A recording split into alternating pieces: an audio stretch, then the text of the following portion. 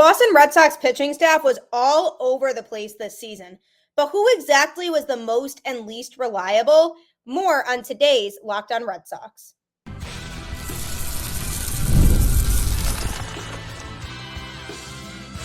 You are Locked On Red Sox, your daily Boston Red Sox podcast. Part of the Locked On Podcast Network, your team every day. Hello and welcome to Locked On Red Sox, your daily Boston Red Sox podcast, part of the Locked On Podcast Network, your team every day. I'm your host, Gabby, former ESPN social media associate and current host of the Boston Balling podcast as well. And I am here to bring you the latest in all things Boston Red Sox, Monday through Friday, straight to your favorite podcast feed. And the best part is it is all completely free. So you might as well check it out because Locked On is your team every single day. Today's episode is brought to you by FanDuel. You can start the season with a big return on FanDuel. Place your first $5 bet and you'll get started with $200 in bonus bets, guaranteed. Visit FanDuel.com to get started.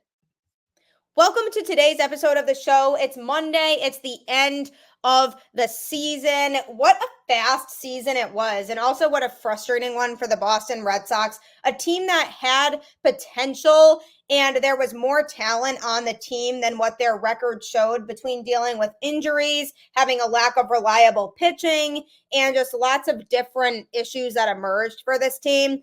It just was not meant to be. But what is meant to be is the fact that the front office has to have a big offseason. That for sure is something that absolutely needs to happen in order to give this Red Sox team and fan base something to be excited about, because they cannot sit around and say they're going to make these big moves and then have an offseason that was similar to last year. Because if they have an offseason similar to last year, then the results will be similar to last year.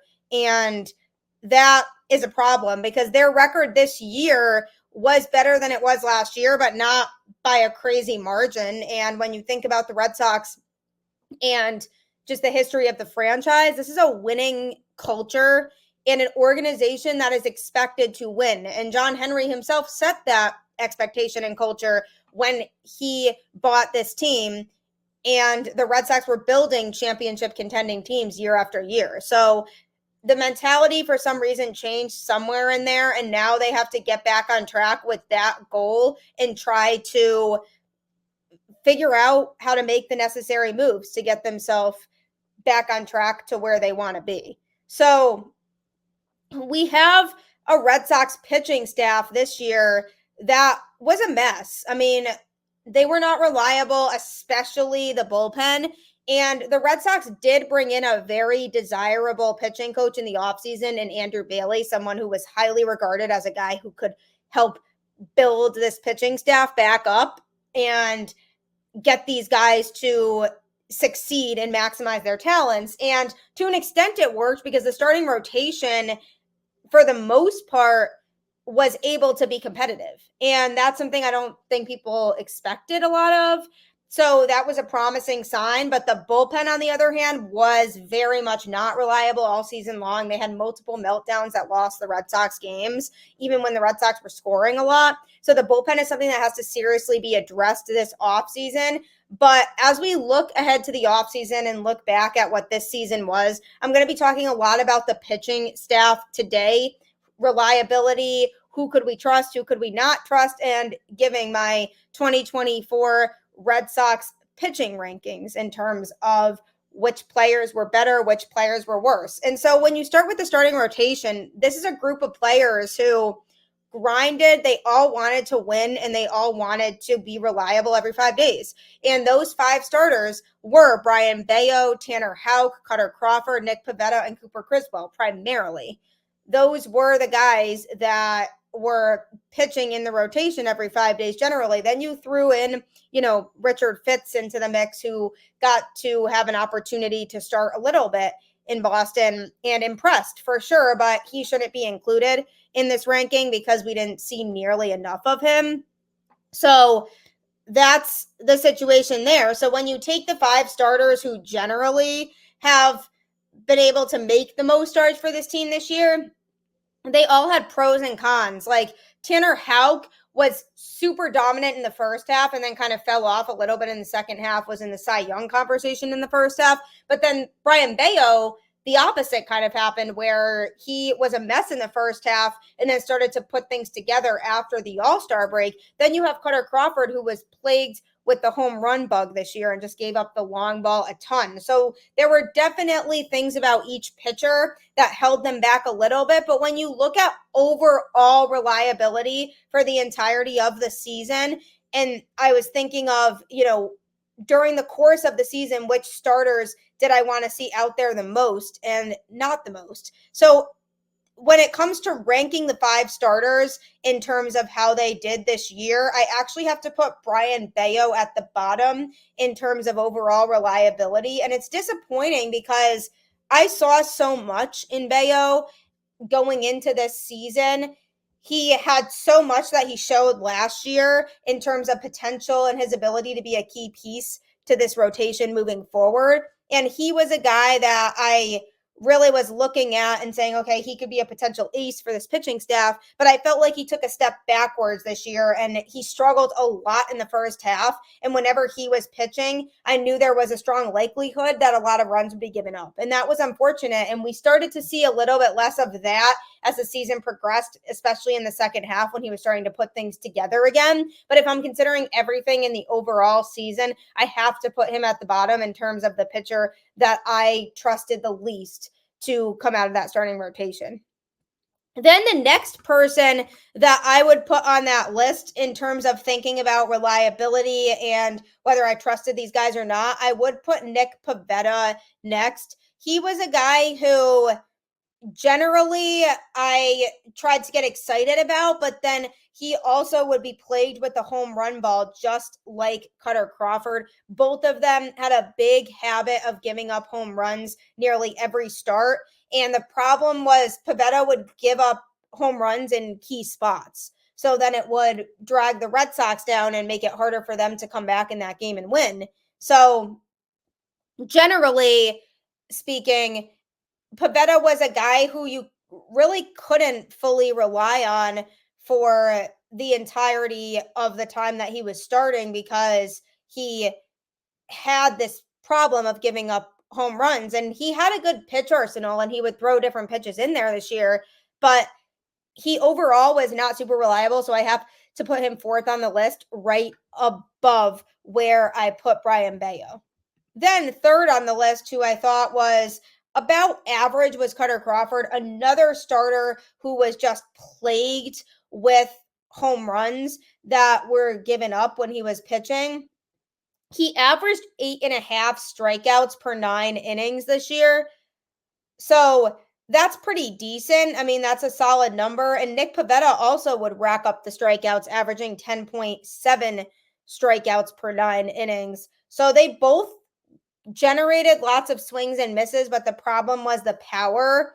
And if I had to go there and look at these two players head to head to see who was more reliable, I'm still giving Crawford the slight edge because he did show that he had this ability to get out of jams. And that's something that I liked about Kutter that I was missing sometimes from Pivetta. So I'm definitely putting Crawford somewhere in the middle, but he needs a lot of work if he wants to be a serious contributor out of this rotation next year. Then I'm putting Cooper Criswell above him. I mean, Criswell, the only thing that restricted him a little bit was that he didn't pitch nearly as many innings as the other guys did because he wasn't averaging as many innings per start. The other guys were averaging about 5 or so innings per start, whereas he was averaging closer to 4.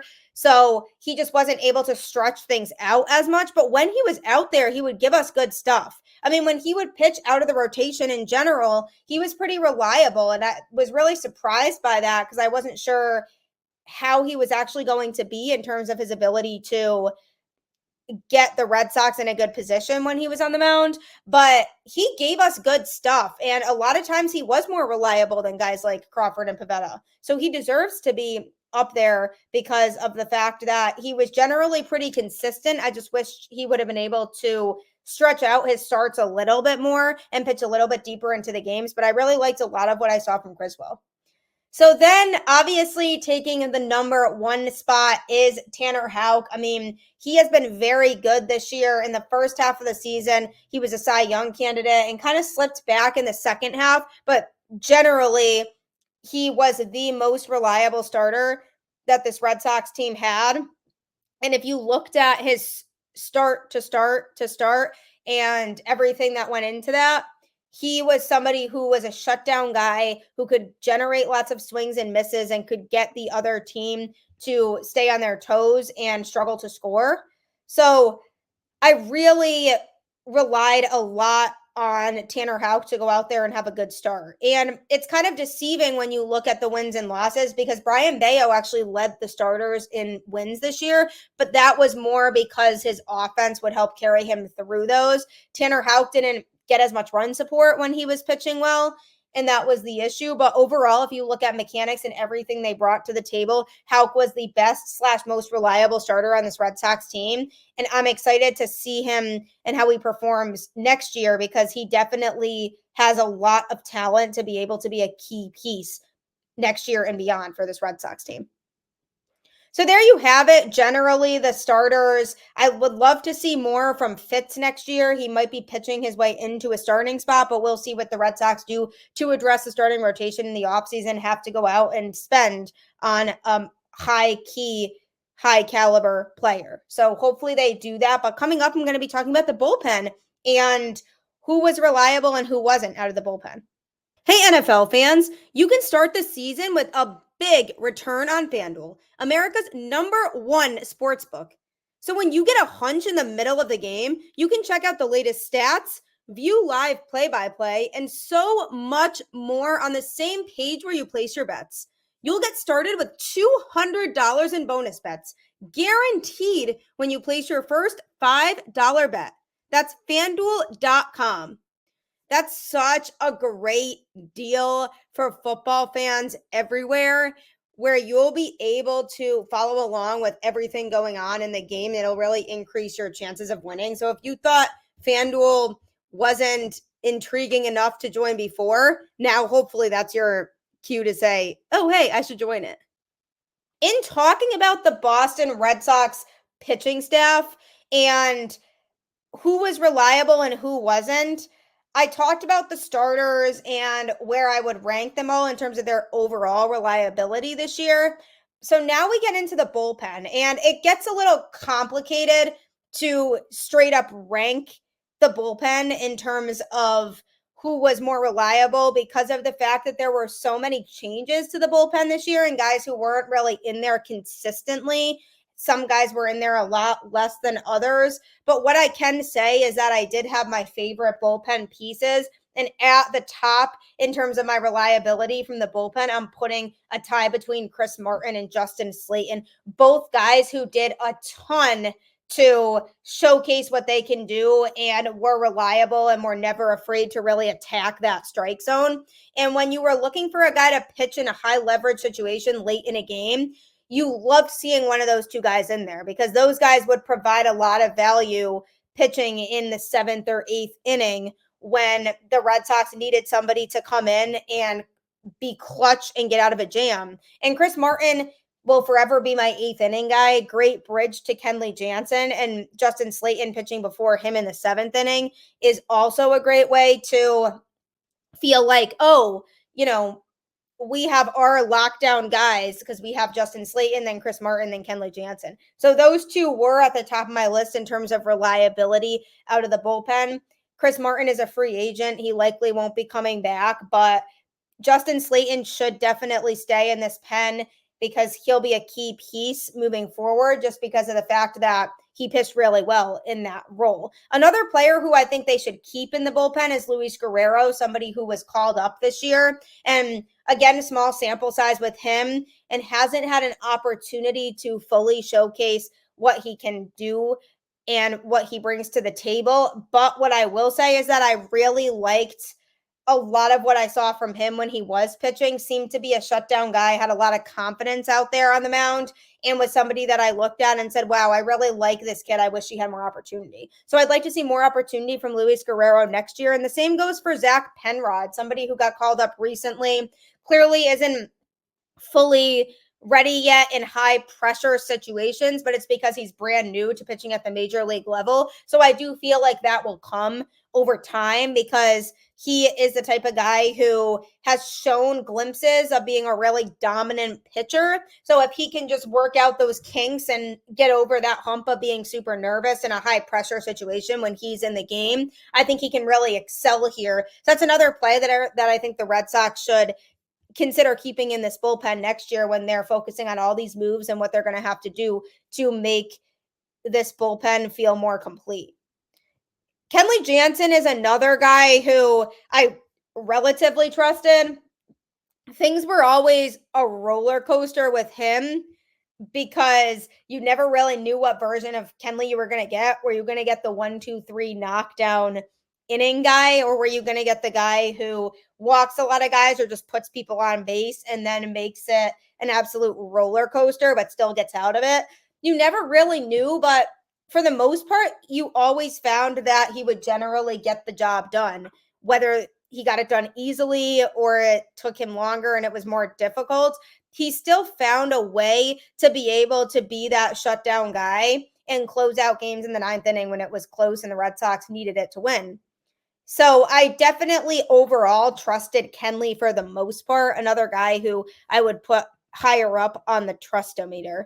But there were many of guys who caused us lots of anxiety as Red Sox fans, like the trade deadline acquisitions in Luis Garcia and Lucas Sims.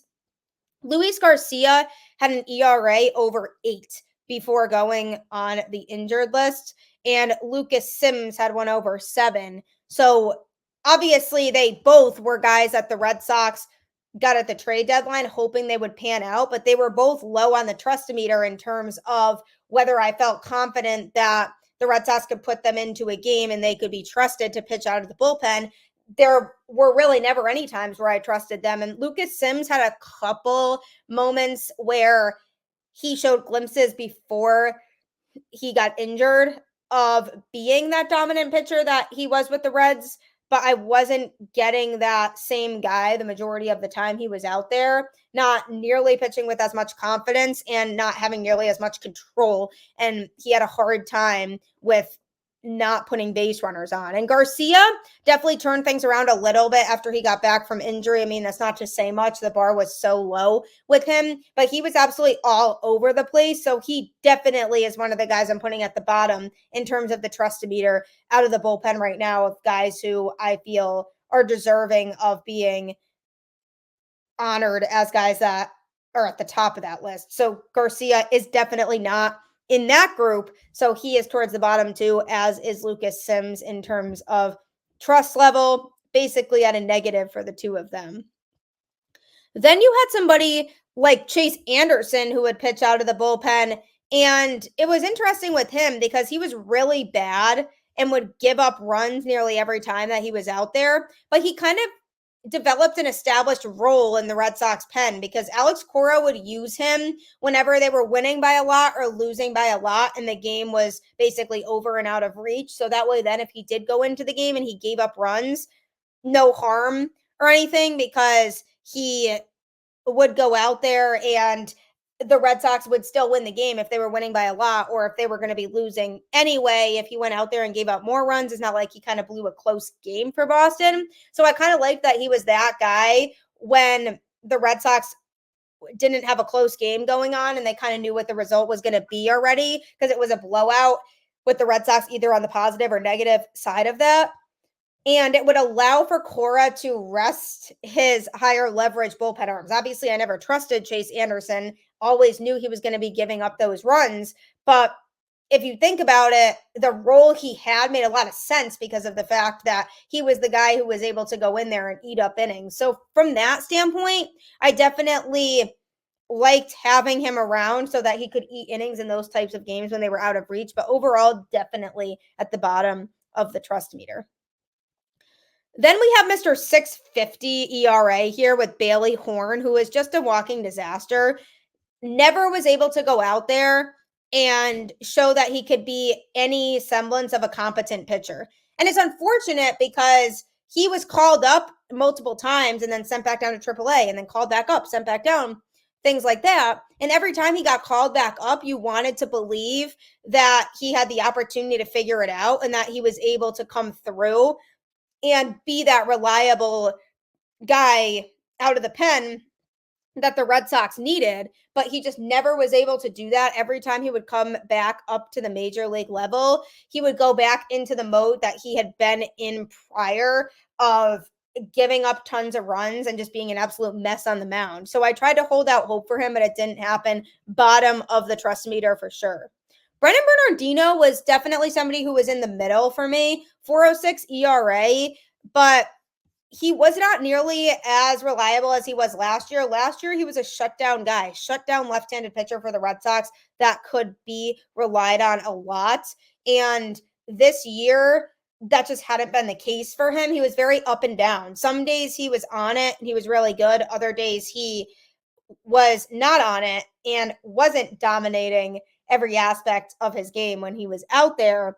And so because of the fact that it was a mix and match for him and he wasn't always as reliable as he could have been, I couldn't put him towards the top, but I also couldn't put him towards the bottom because he did have big moments this year. Like there was one game in which he came in with the bases loaded and nobody out, and he got out of that inning with no runs scored. So I can't really put Bernardino further down just because he did have big moments. But overall, the times where he wasn't reliable and he would blow it equaled out to the times where he was super reliable. So he is in the middle of the trust-o-meter list for me. Then Zach Kelly, who earlier on in the season was pitching well. And I said, okay, this is the Zach Kelly that I wanted to see, the guy who, we saw last year that showed a lot of potential. But then this year, something changed after a few games into the season when he was pitching, because then his outing started to get really sloppy. And he would always be one of the guys who was on the wrong side of a team rallying. He was a lot of times one of those players that would give up those runs for the Red Sox and be a guy who was a liability. And I'm not quite sure why exactly that was, but he started to lose a lot of his command. His velocity was down, and he wasn't somebody who was overly reliable out of this bullpen. So I definitely cannot put Zach Kelly high. I'm definitely putting him well below Brendan Bernardino, but he's somebody who drove me absolutely crazy as the season progressed because I kept saying, stop throwing Zach Kelly out there every day. So definitely not a super reliable pitcher. And coming up, I'm going to be continuing to talk about the bullpen, which guys were reliable, which guys weren't, and who could we trust regularly. That's all next. If you are looking for a very reasonably priced ticket for any big event, Game Time is 100% the place you should purchase. So what I love about Game Time is the tickets are always cheaper than other ticketing vendors, and they ensure that you're getting what you're paying for. So they ensure that you're getting a good view from your seat, not an obstructed one. So they show you the view from the seat before you purchase the ticket so that you know that you are making the right decision. So I love Game Time for that reason. I use it to purchase so many tickets for games, concerts, comedy shows, any live event that you like going to, theater. Game Time has you covered for all of those types of events for cheaper prices than other vendors do. And what's also great about it is it has a new feature called Game Time Picks that makes getting tickets for your favorite live events even easier. Game Time Picks filters out the fluff to show you only incredible deals on great seats so you don't have to waste time searching through thousands of tickets. It's so great. It'll save you so much time and it'll bring you right to the tickets that it feels like are best for you to get. So it's a great feature and a great way to feel like you're getting the most out of the experience. Take the guesswork out of buying tickets with Game Time. Download the Game Time app, create an account, and use code LOCKEDONMLB for $20 off your first purchase. Terms apply. Again, create an account and redeem code LOCKEDONMLB for $20 off. Download Game Time today. What time is it? Game Time. I promise you will not be disappointed if you check out Game Time. So make sure that you do that today. We are here talking about the Red Sox pitching staff from 2024, the power rankings, who was reliable and who wasn't. And it's hard to rate them in a specific order of number one all the way to the bottom, just because some of them were very much at the same level in terms of their reliability. And we saw them a lot more frequently than we saw the starters, and the bullpen just had so many changes throughout the season because of guys getting injured. So it was hard to really have a consistent list of top and bottom, but I am putting guys in general ballparks based on how they performed this year. So another guy that was interesting to me was Cam Boozer. He is somebody who in the first half of the season was one of the best relievers on this team. Like, no doubt could trust him. He'd go out there and clean house and get the job done. And I said, oh, good, like Boozer's out there, we should be good. But something changed with him too, similar to how it did with Zach Kelly. He started to be slacking and he struggled. And recently he blew a game against the Yankees. He and Zach Kelly both, because they pitched in the same inning and neither one could throw strikes. And they both seemed to lose their sense of command as the second half progressed. And that's what I'm thinking about when it comes to Boozer. And when I was evaluating all of these pitchers, is how much could I really trust them realistically? Like, were these guys who were reliable throughout the season, or did I have times where I found myself saying, I wish it wasn't him throwing? And I found that I had those times with both of those pitchers saying, I wish that he wasn't throwing right now. And it's unfortunate because I had high hopes for Cam Boozer as somebody who I thought was going to be a huge piece of this bullpen. But that just didn't pan out because he ended up slacking on it and ended up having performances that weren't as good later on. So that's the thing, is we're at the point now where you're looking at all these pitchers as a whole and you're trying to figure out what happened with this bullpen. And Boozer was somebody who had a downfall in the second half of the season, ended up with a 3.38 ERA, but was pitching so well early on. So that was definitely a disappointing thing to have to witness, and something that I hoped would not happen. Then we had Rich Hill, who came in for a brief period of time and pitched primarily out of the bullpen. Would have loved to see a little bit more of him, especially as a veteran, somebody who has experience and knows how to throw under pressure, knows how to be that guy that the younger players can look up to from a mentorship standpoint. And having him around and his knowledge to spread to everybody from a locker room perspective was very good. And I was really happy to be able to see him out there getting back to pitching in the sport he loves and being a guy that people could look up to from a pitching standpoint and say, hey, you know, what can I do to improve my game? What can I do to push through the pressure? So that was a great thing about Rich Hill. He was definitely off and on at the beginning in his first couple outings with the Red Sox. He pitched very well. Then he started to struggle a little bit, and then the Red Sox sent him packing. So they didn't really have enough time of him being there to know whether he was back or not. So it's definitely one of those things where you just would have had to see more of him to know for sure where he was actually at. Was it a fluke when he pitched the games really well when he was out there, and then when he slipped back and started to struggle, was that really who he was? He just didn't make enough appearances for the Red Sox for us to sit here and say which one it actually was. But having him on the team for a brief period of time was nice, and I did enjoy it. Zach Penrod, I did talk about briefly, got called up from AAA recently and has been reliable for this Red Sox team. He has been somebody who does not give up many runs in general.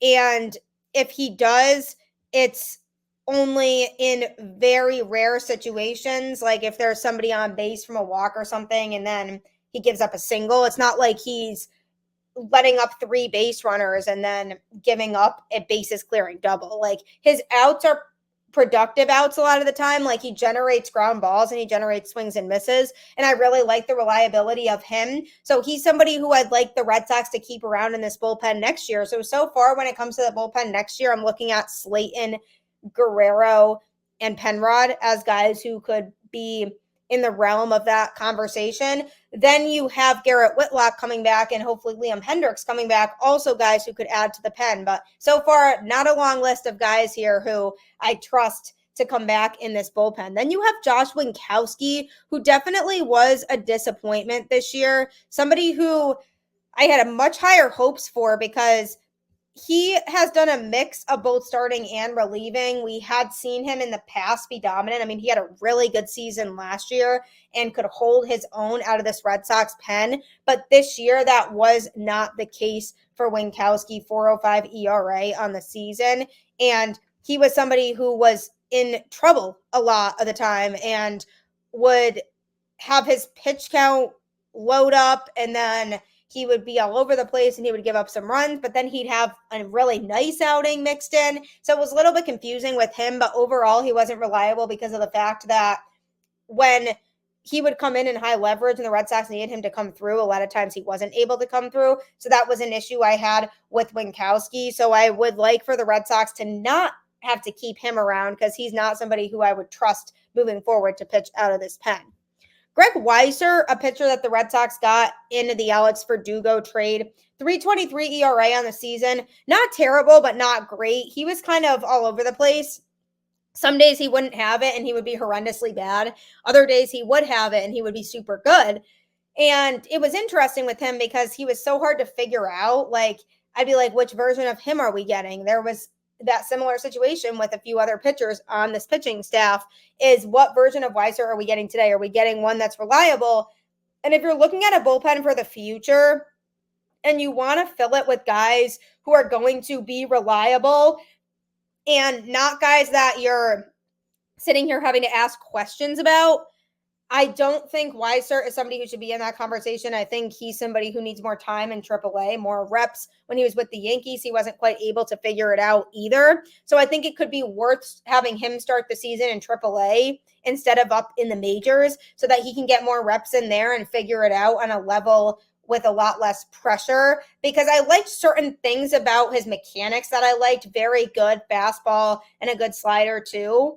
But I would like to see him get more comfortable with his other pitches so that he can incorporate them a little bit more into his arsenal. And overall, I thought that he showed some raw talent and ability to be able to succeed, but he was just too inconsistent. And that was the biggest theme with him and with a lot of this Red Sox team this year, was the inconsistency. So I'm looking at him to hopefully have a big season in Worcester in 2025 and just really hone in on what his strengths are and get himself on track to the point where he can be a big threat out of the Red Sox bullpen next year. So those are generally the guys that I wanted to discuss from the bullpen, because now you have an idea of some of the ones that should stay, some of the ones that should go. Isaiah Campbell is another one who had a rough time, 16.20 ERA prior to being placed on the IL. I'm willing to give him more time because of the fact that he, again, was injured.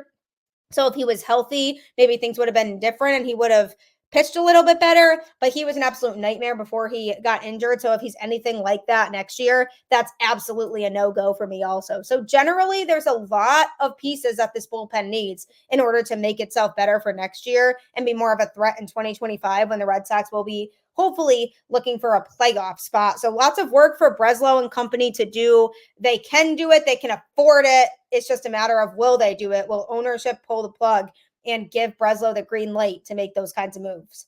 Time will tell, but as always, keep the faith. Tune in to Locked On MLB after this show with host Paul Sullivan, aka Sully, who will give you the latest in all things going on in sports around the baseball world.